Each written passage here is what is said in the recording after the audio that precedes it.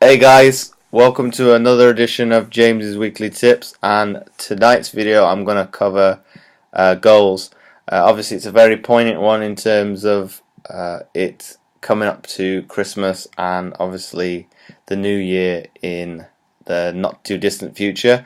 Obviously with people's goals they have in mind obviously of this time of the year, obviously even looking at improving themselves for next year, be it weight loss, quitting smoking, obviously change something within their life. Obviously, in some cases, this is very much well, you could say people are very disillusioned because obviously it's a very big, how would I say it, change to make within your lifestyle to change something so drastically as your, as in this case we'll say health, because be it you don't, I won't generalize, but most people don't put their health in that much of importance, in terms of be it getting the right nutrition, going to the gym on a regular basis. Obviously in terms of the gym, obviously January is, for the ones that go on a regular basis, is a nightmare, but obviously you can time it like clockwork. But that obviously the membership of your particular gym is going to go up in January, uh, twofold, threefold, because obviously the people I've got in mind to obviously make that health and lifestyle change by exercising a bit more and get a little bit healthier, lose weight. But however, like I didn't obviously answer a little bit earlier in the video, those people are a little bit disillusioned because uh, you're probably jumping from, well, what would we say, from A to the middle of the alphabet, and you've kind of not done the steps in between to be able to prepare yourself to get to that, to be able to make that change.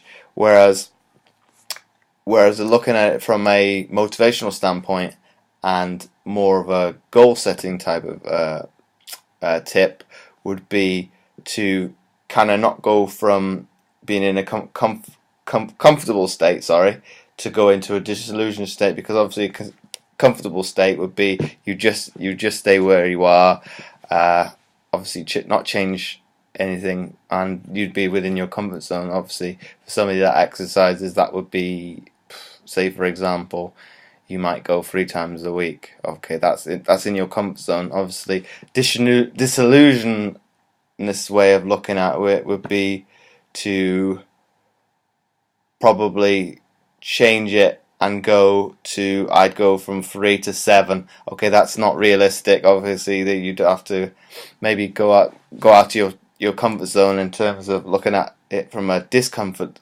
type of mindset and say, oh, if I want to train 7 times a week, I need to look at probably going 4 to 5 times a week to kind of have that curve to be able to get to that goal. And uh, the kind of point to wrap it up the video would be is, if you have a goal in mind, whatever it is, obviously for bettering yourself next year, is obviously to look at trying to challenge yourself outside of that box of where you feel comfortable, and be it, I don't know, uh, you want to make a healthy change, be it for your nutrition. Okay, look to change 1 or 2 things. That's not too much of a change out of that norm.